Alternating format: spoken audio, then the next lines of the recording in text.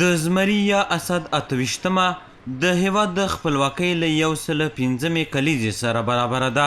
افغانان په دې بریالي شول چې د 1298 هجري کال د اسد په 28مه له انګریزي استعمار څخه خپله ازادي ترلاسه کړي.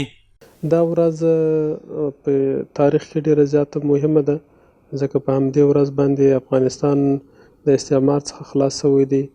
افغانانو په کلکه په اتحاد او اتفاق سره د بهرني اشغال په وړاندې مبارزه کړې ده او د همدغه اتفاق او اتحاد په نتیجه کې د همدې مبارزې په ترڅ کې الحمدلله افغانستان استقلال او خپلواکي ترلاسه کړې ده.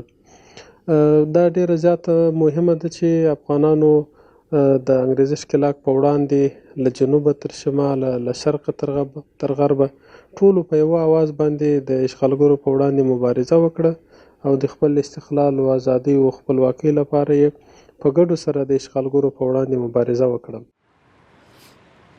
په بلخ کې یو شمېر کارپوهان د تاریخ په بېلابېلو دورو کې د بهرنیانو لخوا د افغانستان اشغال ښکاره تیری بولي او وایي چې د دې هیواد وګړو ټولو هغه کسانو ته چې په افغانستان یې یرغل کړی په یووالي او وحدت سره ځواب ورکړی دی. تقریبا 3 بار افغانستان اشغال شدگی است. یک بار از طرف انگلیس ها بود، مرتبه دوم از طرف روس ها بود، مرتبه سیوم از طرف امریکایی ها بود. آزادی یک چیزی است که طبیعت هر انسان آزادی میخواه. مثل که ما و شما خوراک چیز طبیعی است، نوشاک چیز طبیعی است.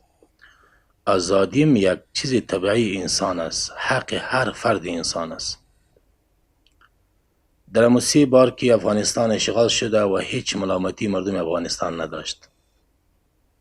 در تاریخ افغانستان که مطالعه شود افغانستان مردم افغانستان به هیچ کسی ضرر نرساند. اول اشغالم غیر قانونی بود، اشغال دوم غیر قانونی بود، اشغال سوم غیر قانونی بود. ملت افغانستان یک ملت مسلمان، مجاهد، متفق، اتحاد و اتفاق هستند. دست با هم دادن و حمایت همه وقت از مجاهدین کردن، اقشار مختلف، ملت‌های مختلف و آزادی خود گرفتن. این آزادی افتخار ملت افغانستان است و این آزادی افتخار کل مسلمانای جهان است. همدارنګه د بلخ ولایت اوسیدونکي هم له انګلستان څخه د افغانستان د خپلواکۍ بیرته اخیستل د دغه هیواد په تاریخ کې یو له مهمو پړاوونو څخه بولي او ټینګار کوي چې افغانان هیڅ کله د چا زور او تیری نه مني. مردم افغانستان هر روزش یک افتخار است. چرا در تاریخ دنیا نشان دادن که چی ابرقدرت های دنیا را سقوط دادن، مثل که انگلیس بود و روس بود، که ناتو امریکا بود. استقلال خو ډیر ښه شی دی.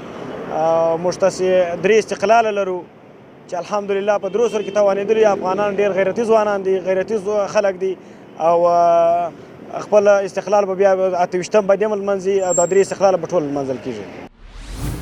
افغانستان په خپل معاصر تاریخ کې د بریتانیې شوروي اتحاد او امریکا چې ټول متحدان هم سره یو لخوا اشغال شوی دی چې افغانانو د خپل یووالي او جهاد په واسطه 3 واړه هیوادونه له سترو ماتو سره مخ کړي دي او هیواد د دوی د شتون څخه آزاد کړی دی.